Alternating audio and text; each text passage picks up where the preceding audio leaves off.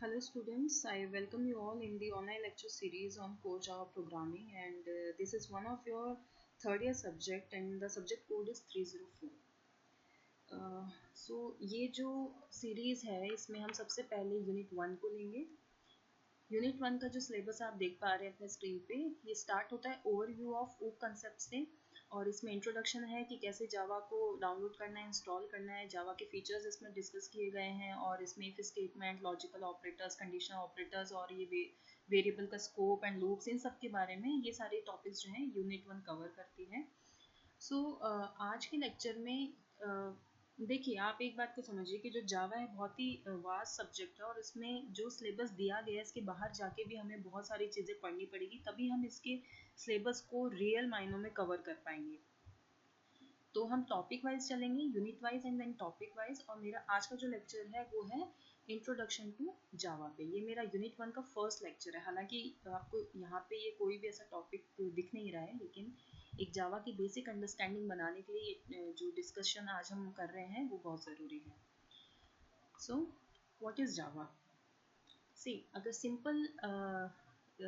Simple भाषा में अगर बोला जाए तो जावा एक प्रोग्रामिंग लैंग्वेज है जो कि प्रोग्रामर्स यूज़ करते हैं प्रोग्राम को कोड करने के लिए।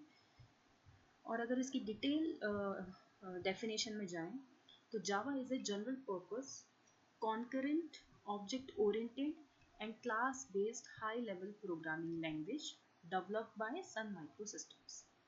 सो जावा एक जनरल पर्पस लैंग्वेज है। जब मैं कह रही हूँ जनरल पर्पस तो इससे मतलब है कि वो एक किसी पर्टिकुलर डोमेन के लिए नहीं बनाई गई है, वो वेरियस टाइप ऑफ एप्लीकेशंस के लिए काम में लिया जाता है, जैसे कि कंसोल ऐप हो गई, जीयूआई ऐप हो गई, वेब ऐप हो गई और ऐसे बहुत सारी ऐप्स के लिए और बहुत सारी जैसे गेम डेवलपमेंट के लिए और बहुत सारी चीज़ों के लिए। तो ये जनरल पर्पस है और ये कॉन्करेंट है। कॉन्करेंट से मेरा मतलब है कि जावा में एक मल्टी थ्रेडिंग का कंसेप्ट होता है जो हम आगे आने वाले हमारे लेक्चर्स में कवर करेंगे। ये इसका एक एडवांस फीचर है जो कि इसको एक कॉन्करेंट फीचर देता है। इसका मतलब कि एक साथ बहुत सारे जो स्टेटमेंट्स हैं, जो इंस्ट्रक्शंस हम एग्जीक्यूट कर सकते हैं इस प्रोग्रामिंग लैंग्वेज में। और ये ऑब्जेक्ट ओरिएंटेड है इन द सेम वे जो C++ हमारी थी उसी तरह, और ये क्लास बेस्ड है और ये हाई लेवल प्रोग्रामिंग लैंग्वेज है। आपको पता है 3 लेवल होते हैं प्रोग्रामिंग लैंग्वेज के, low level, middle level, high level. High level programming language जो कि यूज़र से बहुत ज़्यादा क्लोज होती है, वो इजीली जो प्रोग्रामर है उसको समझ सकता है, कोडिंग कर सकता है, डिबग कर सकता है। जावा में हर चीज़ जो है वो क्लास एंड ऑब्जेक्ट के वे में कंस्ट्रक्ट की गई है। हर चीज़ की आपको क्लास मिल जाती है, बहुत सारे पैकेजेस होते हैं और धीरे धीरे जब हम आगे बढ़ेंगे, अपने सिलेबस को कवर करेंगे, तो आप समझ पाएंगे कि कैसे हर चीज़ को क्लास एंड ऑब्जेक्ट के वे में डिज़ाइन किया गया है। और इसे डेवलप किया था सन माइक्रो सिस्टम कंपनी ने। So it is an object-oriented language similar to C++, but with advanced and simplified features. कुछ advanced और simplified features हैं। This language is free to access. That means कि आप इसको freely download कर सकते हैं, install कर सकते हैं और आप इसमें किसी भी तरह की programming कर सकते हैं। And it can run on all platforms. देखिए, ये इसका मतलब है कि ये language platform independent है। इसको कोई फ़र्क नहीं पड़ता आपका ऑपरेटिंग सिस्टम कैसा है, क्या है, इसकी कोई ऐसी रिक्वायरमेंट नहीं है। ये जावा एप्लीकेशंस जो हैं किसी भी तरह के प्लेटफॉर्म पे एग्जीक्यूट हो जाती हैं और जिसकी वजह से जावा बहुत ही ज़्यादा पॉपुलर है। और बहुत और भी ऐसे फीचर्स हैं जिसकी वजह से जावा जो है प्रोग्रामर्स में बहुत ज़्यादा पॉपुलर है। तो जावा का यूज़ कहाँ कहाँ किया जाता है? कंसोल ऐप्स में, जीयूआई ऐप्स में, web apps, mobile app development, game development, PCs, embedded system और बहुत सारे अदर इलेक्ट्रॉनिक डिवाइसेस में। आप देखते होंगे जब भी मोबाइल में आप गेम खेल रहे हैं अगर कोई, तो अक्सर एक आइकन आता है, एक कॉफ़ी का कप आता है और उसमें आपको उसके वेपर्स दिखते हैं। तो फिर वो क्या है कि वो एक आइकन है जावा का, उससे पता चलता है कि इस गेम की जो कोडिंग है वो जावा में की गई है। जावा दूसरी प्रोग्रामिंग लैंग्वेज के कंपैरिजन में सिंपल है, पावरफुल है और बहुत ही सिक्योर और स्ट्रॉन्ग लैंग्वेज है। क्यों है? ये इसके फीचर्स इसको स्ट्रॉन्ग बनाते हैं। ये हम बोल रहे हैं कि ये क्यों है, ये क्यों सिंपल है, क्यों पावरफुल है, क्यों ये स्ट्रॉन्ग कहलाती है, क्यों ये रोबस्ट है। तो ये सारी जो वाई के आंसर्स हैं ये आपको मिलते हैं इनकी जब हम जब जावा के फीचर्स को पढ़ते हैं, तो वो हम आगे आने वाले लेक्चर्स में कवर करेंगे।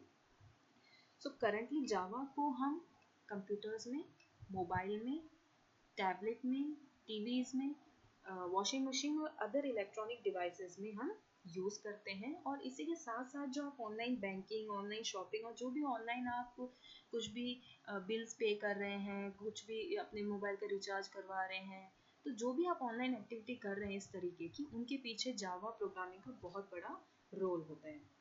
सो ये जावा के बारे में था। जावा के एक बेसिक की जनरल पर्पस है, कॉन्करेंट है, ऑब्जेक्ट बेस्ड है, क्लास बेस्ड है, ऑब्जेक्ट ओरिएंटेड कंसेप्ट्स पे काम करता है, और ये यहाँ इसका यूज़ है, किन किन एप्लीकेशंस में यूज़ है। तो ये जावा का एक बेसिक इंट्रोडक्शन है। मूविंग फॉरवर्ड, सो नाउ हम ये पढ़ेंगे कि जो जावा की जो हिस्ट्री है वो कैसी है, ये जावा कैसे बनाई गई, इसके पीछे क्या हिस्ट्री रही है। और ये हिस्ट्री इतनी इंटरेस्टिंग है कि आपको इसको पढ़ने में बहुत मज़ा आएगा। देखिए, सन माइक्रो सिस्टम ने लैंग्वेज बनाई थी, मैंने आपको ऑलरेडी बताया। सन माइक्रो सिस्टम जो है एक अमेरिकन कंपनी थी जो कि जो बेसिकली जो इलेक्ट्रॉनिक डिवाइसेस हैं उनके साथ डील करती थी। वो सॉफ्टवेयर्स बनाती थी, इलेक्ट्रॉनिक डिवाइसेस बनाती थी, जैसे कंप्यूटर्स हो गए, कंप्यूटर के कंपोनेंट्स हो गए, सॉफ्टवेयर्स हो गए, information technology related services provide करवाती थी। तो ये एक अमेरिकन कंपनी थी। मैं कह रही हूँ थी, क्यों? क्योंकि 27 जनवरी 2010 में ओरेकल ने सन माइक्रो सिस्टम को अपने अंडर ले लिया। ठीक है, तो it was acquired by Oracle Corporation in 27 Jan 2010। तो सन माइक्रो सिस्टम जो कंपनी थी उसमें कुछ जो उसके लोग थे, जो प्रोफेशनल प्रोग्रामर्स थे, उसके अंदर जो लोग काम करते थे, उन्होंने ये सोचा कि जो डिजिटल वर्ल्ड है उसकी नेक्स्ट वेव के बारे में वो लोग सोच रहे थे कि जो फ्यूचर में what will be the next wave of computing, कि आगे आने वाले समय में किस तरीके के डिवाइसेस होंगे और किस तरह के सॉफ्टवेयर्स होंगे, तो वो इस बारे में सोच रहे थे। After so much of research and lots of discussion, they realized that the new wave would be the convergence of computer and devices used in day-to-day life. For example TV हो गया, सेट टॉप बॉक्स हो गया, आपका VCR हो गया। तो जब उन्होंने इस बारे में सब लोगों ने मिलके सोचा कि हमें कुछ ऐसी चीज़ बनानी चाहिए, ऐसा सॉफ्टवेयर होना चाहिए, ऐसा कोई प्रोजेक्ट हम बनाएं जिसमें कि जो फ्यूचर की नेक्स्ट वेव है डिजिटल वर्ल्ड की उसको हम टारगेट कर सकें। और वो ये समझ रहे थे, जब इतना सब उन्होंने सोचा, रिसर्च किया, तो उनको ये समझ में आया कि फ्यूचर में हर चीज़ इंटरकनेक्टेड होगी और उसे रिमोटली कंट्रोल कर सकेंगे, जो कि आज आप लोग कर रहे हैं। आप हर चीज़ को रिमोटली एक्सेस कर पाते हैं, वाईफाई है हमारे पास, हर तरह की कनेक्टिविटी है, कहीं पे भी बैठ के हम कुछ भी कर रहे हैं। हमें कोई बैंकों में पर्सनली जाके वहाँ पे मैनुअल वर्क नहीं कर रहे हैं, हम सारा ऑटोमेटिक हो गया है क्योंकि सारे सिस्टम इंटरकनेक्टेड हो गए हैं। तो वो चीज़ वो तब से सोच रहे थे, in early 1990s। So Sun Microsystem decided to develop a special software that could be used to manipulate customer electronic devices. और उस वक्त इस नेक्स्ट वेव के कंपैटिबल कोई सॉफ्टवेयर था नहीं, तो उन्होंने सोचा कि चलो ऐसा कोई सॉफ्टवेयर बनाया जाए। तो ये डिसाइड किया गया कि एक ऐसा सॉफ्टवेयर प्रोजेक्ट बनाया जाए और एक ऐसी प्रोग्रामिंग लैंग्वेज डेवलप की जाए जो कंज्यूमर के इलेक्ट्रॉनिक डिवाइसेस की इंटरकनेक्टिविटी में काम आएगा और डिवाइसेस को रिमोटली एक्सेस भी कर पाए और उसको मैनिपुलेट भी हम कर सकें। तो ऐसा कुछ हमें प्रोजेक्ट बनाना चाहिए। So basically the goal was to build a distributed and heterogeneous network of consumer electronic devices which can be communicate with each other. तो कुछ ऐसा heterogeneous network, heterogeneous मतलब जो similar ना हो, उसमें अलग अलग तरीके की devices हो और डिस्ट्रीब्यूटेड हो ओवर द नेटवर्क, और उसको हम क्या है रिमोटली एक्सेस कर पाएँ और उसको मैनिपुलेट भी कर पाएँ उन डिवाइसेस को। So with this goal, a project was launched by Sun Microsystems, and initially a team of 3 professional programmers were formed for this project. और उस प्रोजेक्ट को नाम दिया गया उस प्रोजेक्ट का नाम था द ग्रीन प्रोजेक्ट। सो यहाँ पे मैं उसको मेंशन कर रही हूँ, द ग्रीन प्रोजेक्ट, जिसका जो मोटिवेशन था वो कुछ ऐसा था कि ऐसा हेट्रोजेनियस कुछ नेटवर्क होना चाहिए, डिवाइसेस इंटरकनेक्टेड होंगे, हम रिमोटली एक्सेस कर पाएंगे। और इस ग्रीन प्रोजेक्ट के ऊपर जो टीम काम कर रही थी उसको नाम दिया गया द ग्रीन टीम। इस ग्रीन टीम में इनिशियली 3 लोग थे। पैट्रिक नॉर्टन, जिनको रेस्पॉन्सिबिलिटी दी गई थी ग्राफिक सिस्टम से रिलेटेड चीज़ों की, माइक शेरडन जो कि बिजनेस डेवलपर थे, जो तीसरे थे वो थे जेम्स गॉसलिंग, जो थे प्रोजेक्ट लीडर। और यही वो पर्सन है जिन्हें फादर ऑफ जावा कहा जाता है, क्योंकि देखिए ये जो प्रोजेक्ट बन रहा था इसमें 3 डिवीजन किए गए कि ग्राफिक सिस्टम को पैट्रिक देखेंगे, बिजनेस डेवलपमेंट से रिलेटेड चीज़ों को माइक देखेंगे, और जो जेम्स है वो एक ऐसी लैंग्वेज बनाएंगे जो इस प्रोजेक्ट के लिए सूटेबल होगी, जो इस प्रोजेक्ट के लिए इस प्रोजेक्ट को सक्सेसफुल बनाएगी। देखिए सन माइक्रो सिस्टम क्या है, अलग अलग तरीके के डिवाइसेस बनाते थे, और प्रॉब्लम क्या आती थी कि हर तरीके के डिवाइसेस, मतलब अलग अलग तरीके के डिवाइसेस अगर बना रहे हैं वो लोग, तो उनको अलग अलग तरीके के सॉफ्टवेयर्स की ज़रूरत पड़ती थी उन डिवाइसेस को हैंडल करने के लिए, ऑपरेट करने के लिए। भले ही फिलोसफिकली वो भले ही एक ही तरीके का काम कर रहे हो, लेकिन क्योंकि वो अलग अलग डिवाइसेस हैं इसलिए उनको अलग अलग तरीके का सॉफ्टवेयर की ज़रूरत पड़ती थी। तो वो एक बहुत ही ज़्यादा टाइम टेकिंग और ऐसा फ्रस्ट्रेटिंग सा एक वो था कि यार को क्यों ना कुछ ऐसा बनाया जाए जो एक कॉमन प्लेटफॉर्म पर मतलब रहे, और वो किसी भी तरीके के प्लेटफॉर्म पे वो एग्जीक्यूट हो जाए, और बार बार ऐसा ना हो कि हर डिवाइस के लिए हमें अलग अलग से क्या है कि लैंग्वेज बनानी पड़ रही है। तो एक ऐसी लैंग्वेज हो जो सारे तरीके के प्लेटफॉर्म पे चल जाए और वो प्लेटफॉर्म इंडिपेंडेंट हो। तो ग्रीन प्रोजेक्ट तो था ही था, साथ के साथ ये कंसेप्ट भी उनका पहले से था कि हमें ऐसी ही कोई लैंग्वेज चाहिए होगी जो कि, क्योंकि हमें इंटरकनेक्टिविटी करनी है उन डिवाइसेस की, और हमें एक ऐसा हेट्रोजेनियस नेटवर्क बनाना है, इसलिए ज़रूरी है कि एक ऐसी लैंग्वेज बनाई जाए। उसके बाद आता है आपका देखिए green project, then green team, और उसके बाद ग्रीन टॉक। तो इनिशियली ये जो ग्रीन प्रोजेक्ट था और इसमें जो ग्रीन टीम थी वो 3 लोगों से शुरू हुई, ये वो 3 लोग। लेकिन साल 1.5 साल में ये जो टीम थी ये बड़ी होती चली गई, इसमें और भी न्यू मेंबर्स आते गए, और अल्टीमेटली इसमें 13 लोग जो थे वो आ चुके थे। इस पिक में 12 लोग हैं, पर ये बहुत ही फेमस पिक है इस ग्रीन टीम की। तो ये 1990 में प्रोजेक्ट शुरू हुआ था सन माइक्रो सिस्टम का। इनका बहुत ही महत्वाकांक्षी प्रोजेक्ट था ये बच्चों, और इसमें लीड कर रहे थे जेम्स गॉसलिंग, और ये नाम दिया गया इसको ग्रीन टीम। और देखिए एक यहाँ पे लिखा हुआ है C++, कुछ जाना पहचाना मिल गया आपको, है ना। तो जो C++ थी, देखिए इनिशियली क्या हुआ था कि ना ये सोचा गया कि हम ना C++ लैंग्वेज को यूज़ करते हैं इस प्रोजेक्ट के लिए, लेकिन C++ के को यूज़ करने का जो आइडिया था उसको ड्रॉप करना पड़ा, क्योंकि बहुत सारे ऐसे फीचर्स, बहुत सारे ऐसे रीजंस थे इसके पीछे, और उसमें से एक रीज़न ये था कि जो C++ है वो सिस्टम में बहुत ज़्यादा मेमोरी लेता है। और क्योंकि आप बार बार देख रहे हैं कि हर चीज़ में ग्रीन ग्रीन डाला हुआ है, इसका मतलब ये कि ये लोग ये चाहते थे कि जो हमारा प्रोजेक्ट बने वो ग्रीन प्रोजेक्ट इसलिए कह रहे थे क्योंकि वो कम से कम रिसोर्सेज ले, कम से कम हमारे रिसोर्सेज का उसमें यूटिलाइजेशन हो, और हमें ऑप्टिमम एक तरीका या एक ऐसा प्रोजेक्ट मिल जाए। तो उसको वो ग्रीन ग्रीन जो है वो ग्रीन कंसेप्ट लेके चले उसमें, जैसे ग्रीन कंप्यूटिंग होती है ना, उसी तरीके से इन्होंने ये कंसेप्ट रखा कि C++ को अवॉइड किया क्योंकि बहुत ज़्यादा मेमोरी ले रहा है और हमें रिसोर्सेज कम से कम चाहिए। तो जो जेम्स गॉसलिंग थे उन्होंने क्या किया, एक लैंग्वेज बनाई, और उस लैंग्वेज को उन्होंने नाम दिया द ग्रीन टॉक।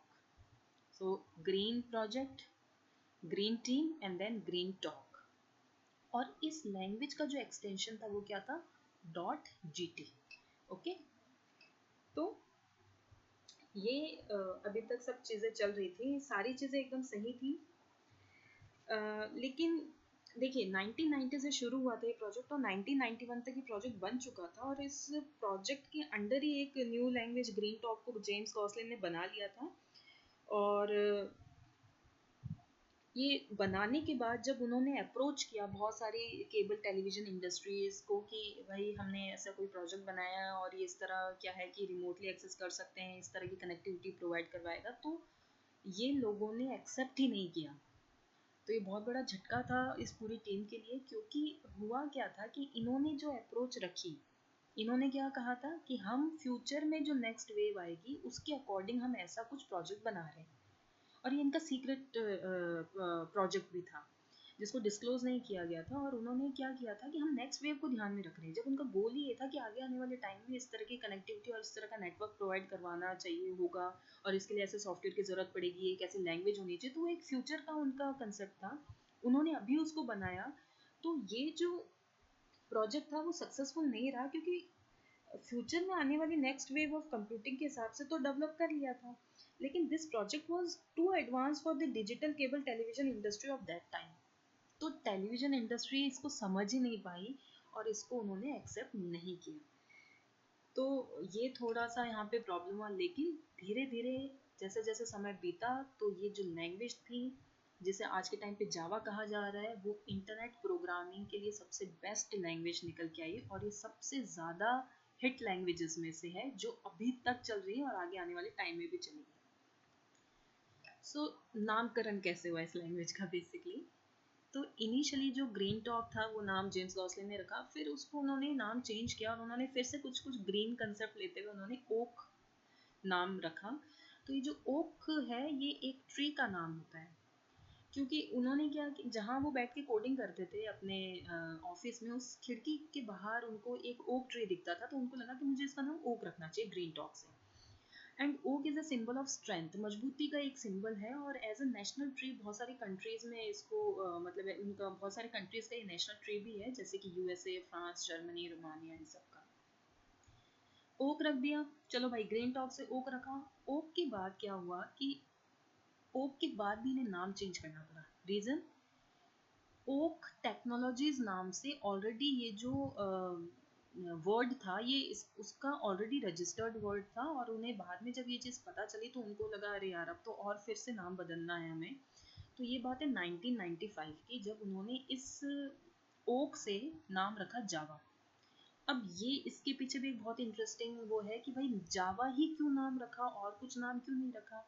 उसके पीछे रीज़न ये है कि पूरी टीम बैठी और उन्होंने ये सोचा कि we we need to choose a new name for this language, and बहुत सारे वर्ड सजेस्ट किए गए जैसे dynamic, revolutionary, silk, jolt, DNA और जावा। तो ऐसे बहुत सारे नेम सजेस्ट किए और सभी टीम मेंबर्स ये चाहते थे कि कुछ ऐसा नेम डिसाइड करें जो इस टेक्नोलॉजी के एसेंस को रिफ्लेक्ट करे, कि भाई ये रिवोल्यूशनरी है, स्ट्रॉन्ग है, सिंपल भी है। तो ऐसा नाम हम डिसाइड करें जो बोलने में भी इजी हो, यूनिक भी लगे और कूल भी लगना चाहिए सुनने में, ऐसा ज़्यादा टिपिकल भी नहीं होना चाहिए।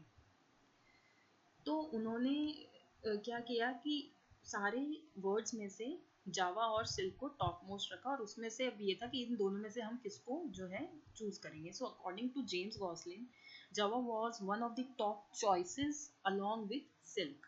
सिंस जावा बहुत यूनिक था और बहुत सारे जो टीम मेंबर्स थे उन्होंने भी प्रीफर किया कि जावा रखना चाहिए, तो एक ये रीज़न था।